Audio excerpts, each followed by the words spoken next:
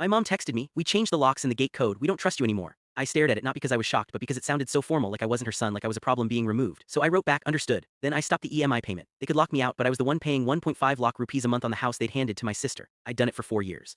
Loan EMI, electricity maintenance, insurance, repairs, my money, my credit. My sister always had some new emergency, bike loan, school fees, groceries, medical bills. I covered all of it because I thought that was what family did. Looking back, I wasn't helping a family. I was funding people who had trained me never to say no. The first crack showed up on Instagram. My parents posted a smiling photo in front of the house with my sister and her kids.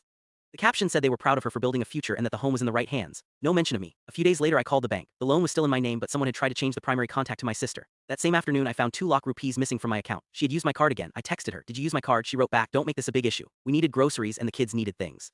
Then my mom jumped in. "Your sister is under pressure. Don't start drama over a small amount." Then the family WhatsApp group turned into a joke about me being the wallet. My cousin asked if I could pay his education loan too. My dad said maybe someone should name a kid after him to keep the sponsor happy. Nobody defended me. I blocked them all but Friday was the moment that killed the lie. I was in the backyard cutting grass. The kitchen window was open. I heard my mom and sister laughing inside. My sister said, "Did you see his face when I told Auntie the house was mine? He just stood there like a fool." My mom laughed. "It's almost done. Once the paperwork goes through he can't say anything." Then my sister said the line that finished it. "He's not family anymore. He's just a sponsor." I didn't walk in. I didn't shout. I just stood there crushing a plastic bottle in my hand. That was when I realized I had been paying for my own humiliation.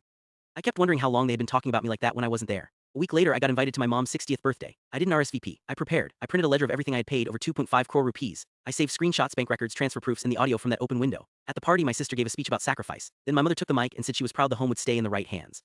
That's when I stood up. I walked to the TV. I plugged in the drive, then I hit play. First my mom's voice filled the room. "He's not family anymore." Then my sister, "He's just a sponsor." The room went silent. A glass dropped. Someone gasped. My sister's smile disappeared. Then the screenshots came up. Then the bank records. Then the payment ledger. Month after month, transfer after transfer. I held up the statement. "If the house is hers, then so is the debt." My sister snapped.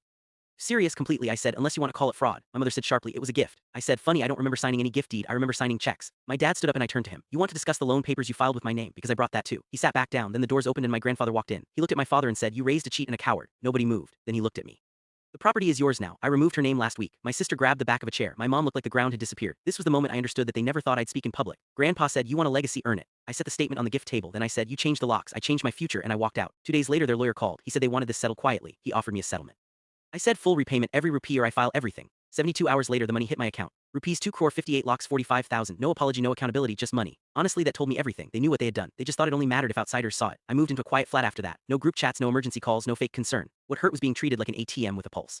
What healed me was finally believing what they had already said out loud. I was never family to them. I was a funding source. Sponsors get cancelled.